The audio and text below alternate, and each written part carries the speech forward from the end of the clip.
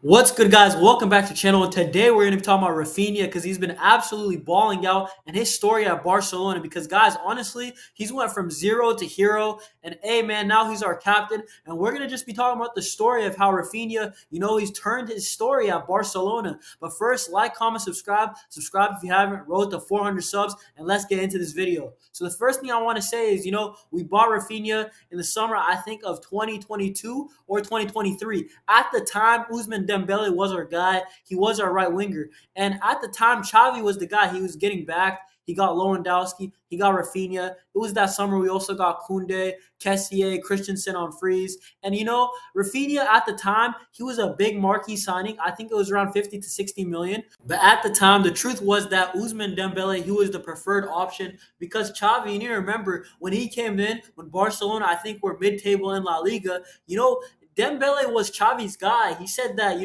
Dembele at his position with hard work, he can be the best footballer in the world.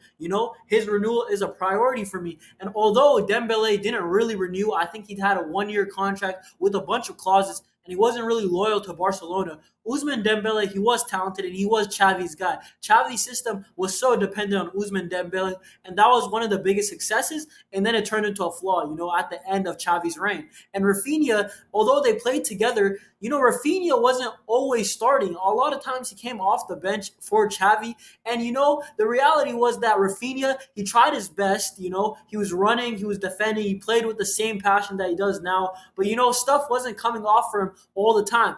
I'm not going to lie, though, Raphinha, he had his moments in his first season still. He had that assist, I remember, in the 93rd minute to Lewandowski, actually, against Valencia. I also remember his goals against Sevilla. I think it was his first goal at home, and he got an assist to Gavi that game. So he had moments, a lot of clutch moments, against Athletic Bilbao, when he shut up that Sam Mamaz crowd. And Raphinha, he helped us in the Spanish Super Cup and also La Liga. But the reality was Raphinha's first season ultimately was not really a success. It was an okay season, but to me, honestly, it was underwhelming. What I thought I was going to get from the Brazilian from Leeds, he was causing so much havoc in the Premier League. But hey, Raphinha at the beginning, he was hated. He was called, a fake Brazilian. And even though he tried his best and he did help us win that league title that we haven't won in like 3 or 4 years, Raphinha ultimately wasn't that guy until the second season. And in the second season, he started off with the red card, I believe, I think to Getafe. And then the next couple months he was injured. I remember he had a hamstring injury, and it was kind of unfortunate for Raphinha that it just looked like at that time. I remember I was like, dang, is it really going to happen? Is this move at Barcelona? Is this success going to happen for Raphinha? Because all this passion, he plays with his heart. Even when he scores an assist, the next game he's on the bench for Xavi. And, ultimately, he just wasn't Xavi's guy, And honestly, Raphinha, he hit form when it came to midseason. Around January, March, he was kind of hitting form for the first time at Barcelona. I remember that game that Yamal, he got rest against Getafe. And Raphinha, he scored a brace. And that was also one of my first videos on this channel. And I said relentless Raphinha because Raphinha, that was probably the best I've seen Raphinha at Barcelona under Xavi. And even, since he came to the club. And Raphinha, ever since that game, I feel like he just got more confidence in front of goal. And, he's just that guy. And then it all changed in this moment. Every Barca fan knows this was the pivotal moment that Raphinha's career at Barcelona changed. It was that night in Paris. And although we didn't beat Paris Saint-Germain, in the two-legged tie in the Champions League quarterfinal, bro, that first leg, you cannot lie, that was something special. That night in Paris, Raphinha, with his brace, that volley, and the first goal. The first goal was well taken. The volley was amazing. And then also in the return leg, he scored the goal, the only goal of the game for Barcelona. But man, I'm not going to lie, he looked like a man possessed.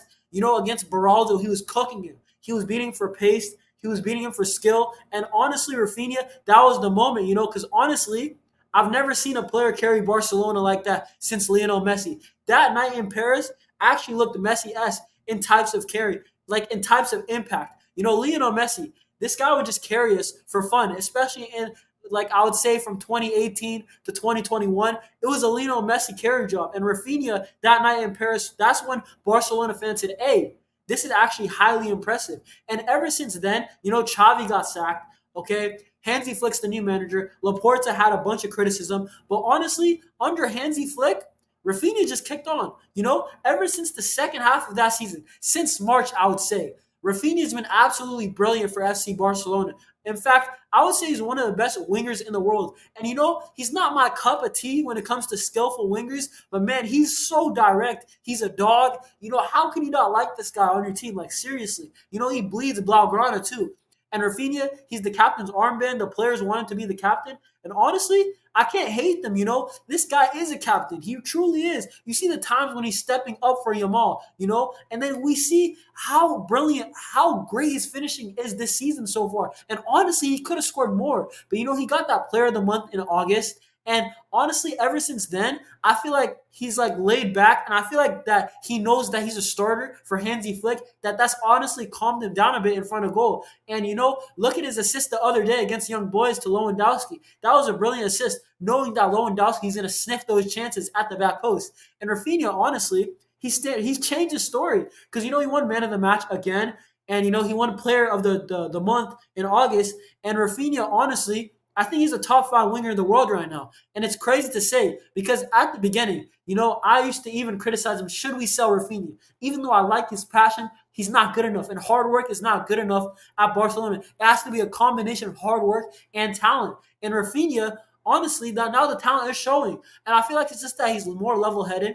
He finally had his moment, his good patch, and now he knows that he's a starter. He's kind of calmed down, and now he can be more effective in front of goal. He has a cooler head when he shoots, when he has that final pass.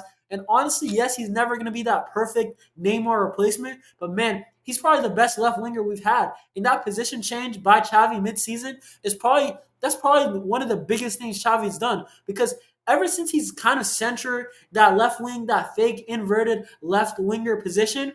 Look at Yamal. Look at Lewandowski. He helps Lewandowski. When Lewandowski, just drops in or makes a run, Raphinha makes another run, behind him, stretching that defense. And when he gets it, he takes his chances now. And also the way Raphinha plays, he gives the ball to Yamal. He's looking for Yamal. He's kind of humble. He knows that Yamal is the guy with the talent, with the skills, to pay the bills. And he gives the ball to Yamal, and he's like, hey, Yamal, I'm going to be the runner. I'm going to be doing, kind of the donkey work, the hard yards, running in behind all the time, covering for you on defense when you don't get back. And honestly, he helps Yamal too. How many times does he stand up for Yamal? We've seen it like the other week. And not only that, I'm at the point where I'm saying extend Raphinha's contract.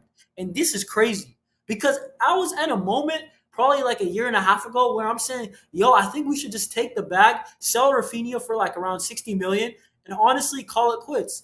But honestly, it's crazy how he turned it around. I would give him maybe a year or two extra, like an extension. I'll probably say a 1+1 extension. And Laporta, I think you got to do it because think about it. You can rotate Yamal. You can also help Lewandowski for this season and next season if Lewandowski is going to be rotational. And then also, I feel like it's good for Ansu Fati because, we don't want to burn him out either. And honestly, I just hope Raphinha balls out. I hope Yamal, continues to get better. And I just want to see Raphinha just keep on getting better under Hansi Flick. But guys, that's it today. Like, comment, subscribe.